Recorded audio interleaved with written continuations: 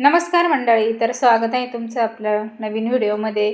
आता तर मुलांना सुट्ट्या पडल्या आहेत, त्यामुळे ना मस्तपैकी निवांतच चालतं सगळे कामं आणि दिवसभर चालू राहतात कामं, कारण मुलं घरात असतात आणि त्यांना मग सारखी छोटी मोठी भूकं बी चाल लागते, खेळतात भरपूर। त्यामुळे तर मग आता इडली बनवली होती मी आज। आता उन्हाळ्याचे दिवस आहे, तर पीठ पण छान असं फर्मेंट झालं होतं माझं आणि म्हटलं चला मुलं झोपलेले होते, पण मिस्टरांना जायचं होतं, त्यामुळे ना मी पटपटच आवरून घेतलं थोडंसं, कारण मग ते तर नाश्ता करून जाणार होते।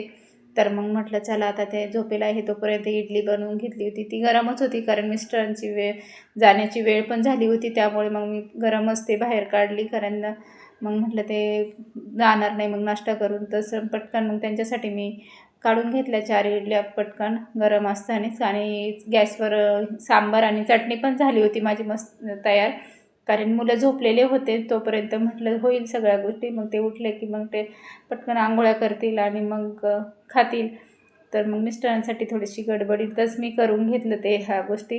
इडल्या काढल्या पण चिटकल्या नाही बरं का, मस्तपैकी झाल्या होत्या त्या आणि छानच झाल्या होत्या, कारण गरमीच्या दिवसामुळे पीठ पण चांगलं फर्मेट झालं होतं। मी जरी त्या याच्यातून काढल्या होत्या गरम गरम, तर पण तरी पण त्या चिकटल्या नव्हत्या अजिबात, मस्तपैकी निघाल्या।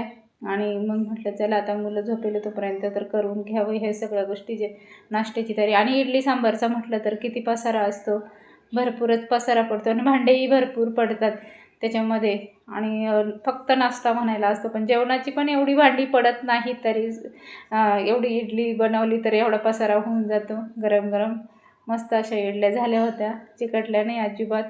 आणि तर मग म्हटलं आता चला त्यांचं पण झालेलं आहे, मिस्टरांचं त्यांचं चालू होतं, अगं झालं की नाही झालं की नाही, म्हटलं झालं आहे देते। मग त्यांनाही गरम, आणि गरमीमुळं तर गरम गरम म्हटलं, मग ते म्हणतात गरम खावंसं पण नाही वाटत एवढी गरमी। सकाळी आमच्याकडे तर खूपच गरमी होते, खूप म्हणजे रात्रीचं पण, आणि सकाळी 7 वाजता दरवाजेत खिडक्या उघडल्या तरी दमटच वातावरण आहे आमच्या इकडे, त्याच्यामुळं खूप गरम होतं, कारण कोणी हॉलमध्ये आणि किचनमध्ये बसत नाही, सगळे बेडरूममध्येच बसतात। पण मुलं झोपलेले होते त्यामुळे मग ती हे काही तिकडं नाही, हॉलमध्येच बसले नाश्त्याला। तर म्हटलं चला, ते बोलले चल ते पटकन, मला त्यांना पण जायचं होतं ड्युटीला, कारण लवकरच होती त्यांची आज ड्युटी, त्याच्यामुळं मग त्यांना दिला होता मी नाश्ता। मग ते गेले ड्युटीला, तोपर्यंत माझं इडल्या सगळ्या बनवून झाल्या होत्या। मुलं पण उठले, मग त्यांना आंघोळी वगैरे दिली, आंघोळी केली। वेदू पटकन पहिला आला तयार, कारण त्याचा फ्रेंड आला होता पहिले बोलवायला, म्हटला तो अजून उठलाच नाही ना, तर मग म्हटलं तो आल्यानंतर त्याचा आवाज आला, त्याने मग नंतर उठला आणि पटकन आंघोळ केली आणि बसला मग नाश्ता करायला। तो आधी बोलत होता नाही मग आधी मला दूध दे, मी नंतर खेळून येतो थोडा वेळ मग खातो।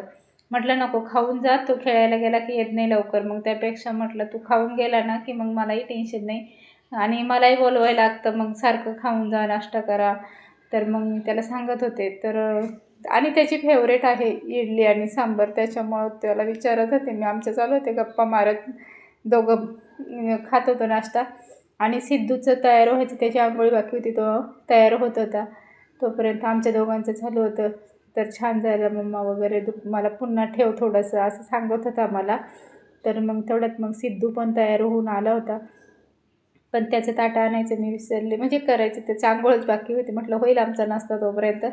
पण तो आला पटकन तयार होऊन, आणि पाणी बॉटल पण विसरला होता, मग त्याच्यासाठी घेऊन आले मी मस्तपैकी ताट करून, आणि आम्ही तिघांनी मिळून मस्त एक नाश्ता केला।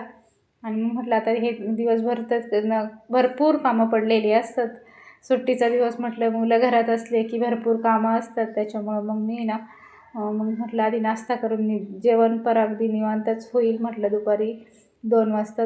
मग त्यामुळे ना म्हटलं तोपर्यंत ना मग सगळी नाश्त्याची भांडी वगैरे कपडे धुवून घेतलेल्या सकाळी का मग टेन्शन नाही। मग म्हटलं जेवण नाश्ता झालेला असला का पोटभर की मग जेवण निवांत बनवता येते।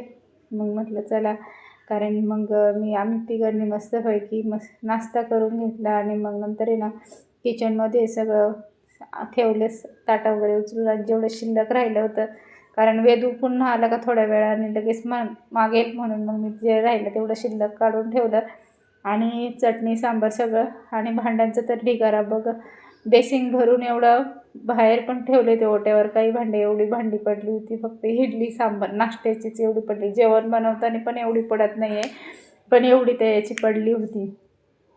नाश्त्याची भांडी एवढी पडली होती, चहापासूनची आणि नाश्त्याची एवढी भांडी पडली. म्हटलं आता याच्यामध्ये ना माझं 1-1.5 तास तर नक्की जाणार आहे, कारण एवढं क्लीन करायचं आणि ओटा पण पूर्ण पुसून घ्यायचा जाणार म्हटलं याच्यामध्ये. तर म्हटलं चला आता हे करायचंच आहे आणि दिवसभर चालूच राहणार आहे हे कामं. म्हटलं काही ना काही आपल्याला काही आता मुलं आहे घरात तोपर्यंत असं 1-2 महिने तर चालू राहणार, त्या 14 जूनपर्यंत. असो नंतर मग आपल्यालाच ते गेल्यावर शाळेत करमत नाही. 2 महिने तर त्यांनाही खेळायचं, सुट्टी एन्जॉय करतायत असो. तर मग सगळा पसारा आवरला मी मस्त. याचं किचनवरचा भांडी वगैरे एवढी भांडी स्वच्छ केली, ओटा पण स्वच्छ करून घेतला. आणि मग नंतर दुपारच्या जेवणासाठी डाळ भात लावला. तर कुकरने एकीकडे मी पावटा आणि बटाट्याची भाजी बनवली होती. म्हटलं नाश्ता आणि डाळीला फोडणी विस्तर आल्यावरच देईल मग लगेच गरम गरम डाळ. तर त्यासाठी मग मी डाळीसाठी पण लसूण आणि कोथिंबीर काढून ठेवली होती, टोमॅटो वगैरे टाकलेला होता त्याच्यामध्येच. तर म्हटलं आल्यावरच देईल फोडणी. तर चला भेटूया नेक्स्ट व्हिडिओमध्ये, तोपर्यंत